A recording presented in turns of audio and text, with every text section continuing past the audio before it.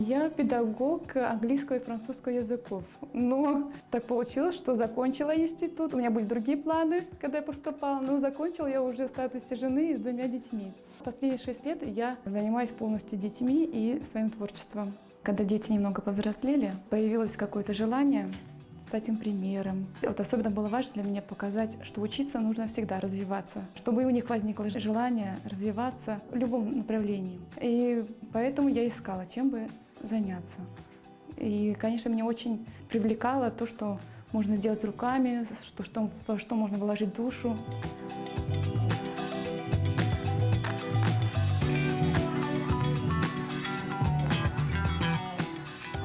При встрече с Нярочкой Неметовой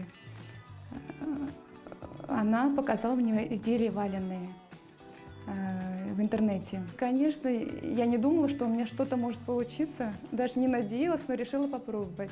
Мы вместе начали постепенно развиваться, все-таки вдвоем интересней. И стимулируя друг друга, мы стали учиться дальше. И когда, конечно, у меня получилось из этого облака шерсти какой-то лоскуточек уже сваленный, цельное полотно, я была настолько счастлива, что даже не могла уснуть. Первое изделие мы сделали вместе сумочку. Да. Я до сих пор ее ношу. А потом мы стали обучаться онлайн. Так как у меня трое детей, я не могу уехать куда-то обучаться. Но в основном это вебинары, онлайн-уроки. И также был мастер-класс, на котором я впервые платье должна была свалять. И, конечно, очень был так смешной такой курьезный момент был, когда мастер-класс длился 12 часов. Я так старалась, и за счет этого мышцы были в тонусе. Представьте, 12 часов над столом раскладывать, там, вроде бы они легкие шерстинки, но напряжение в теле было. И после мастер-класса в 9 часов вечера, я помню, вышла в полусогнутом состоянии, и 3 дня не могла выпрямиться, но все заметили, что глаза стали еще ярче сиять. Значит, я поняла, что это именно то, что мне нравится. Оказывается, если есть желание огромное, то можно научиться чему угодно. И постепенно я стала делать сначала маленькие изделия, там, брошки, цветочки, потом сумочки, потом жилеты, пальто. И сейчас уже интерьерный войлок также делаю. Когда я попробовала войлок, я поняла его многогранность, то, что можно делать и тонкий, и плотный, и пластичный. Но самое, что больше всего мне понравилось, это то, что можно сделать изделие бесшовным. Вначале мне это казалось, как это невозможно, как без иголки, нитки и швейной машинки сделать изделие. Но оказывается, можно. Можно, и мне это так и интересовало, именно как этого достичь. И поэтому теперь делаю изделия, которые абсолютно бесшовные. У нас ассоциируется войлок с валенками, да, обычно плотные, то, что очень жесткое, а мне нравится тонкий все-таки войлок. Тонкий и также фактурный, с какими-то там рельефами необычными. Для этого я использую специальные волокна, там льна, крапивы, бамбука волокна.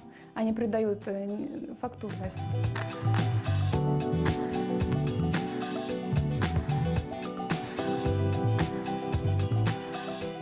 Это мой мирок, да, в котором мне нравится находиться. Но работать в основном, конечно, я люблю ночью. Ночью уже я могу сконцентрироваться и спокойно, меня никто не отвлекает, работать.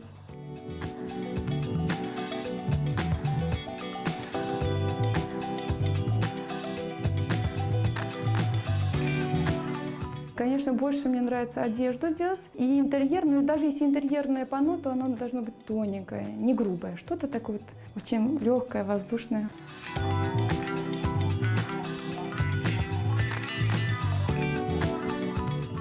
Сначала перед каждой работой я делаю образцы обязательно.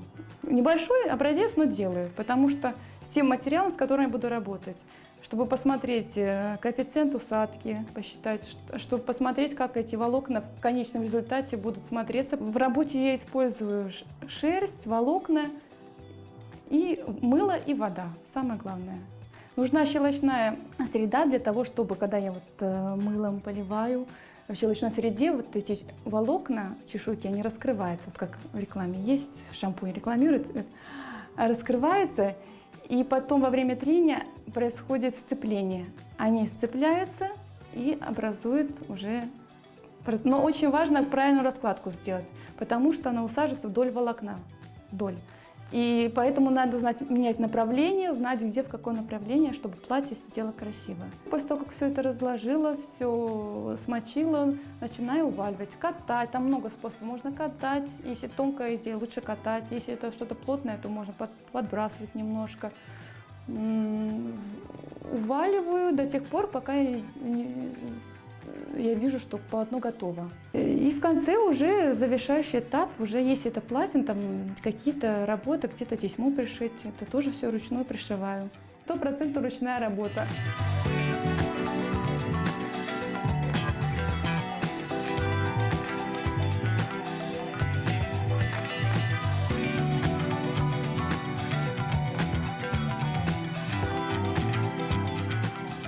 Я крашу красителями, которые тоже покупаю в интернет-магазине.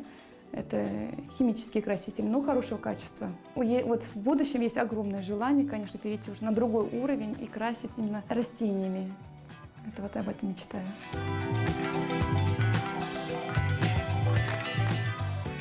С каждым годом, чем старше я становлюсь, тем больше вот тянет к истокам.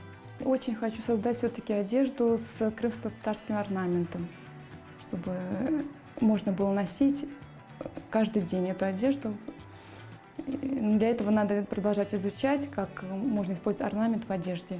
Хочется изучать истоки, орнамент. Вот даже я помню, в детстве у нас, где я спала с сестрой, в комнате был сундук, где Виташка моя хранила какие-то очень важные для нее вещи.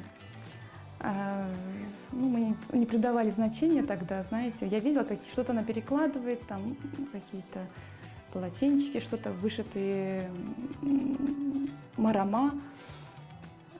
Я думала, там цветочки нарисованы, знаете, как от незнания.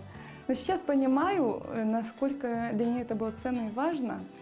И, конечно, вот очень хочется посмотреть заново на эти все изделия и прочитать, что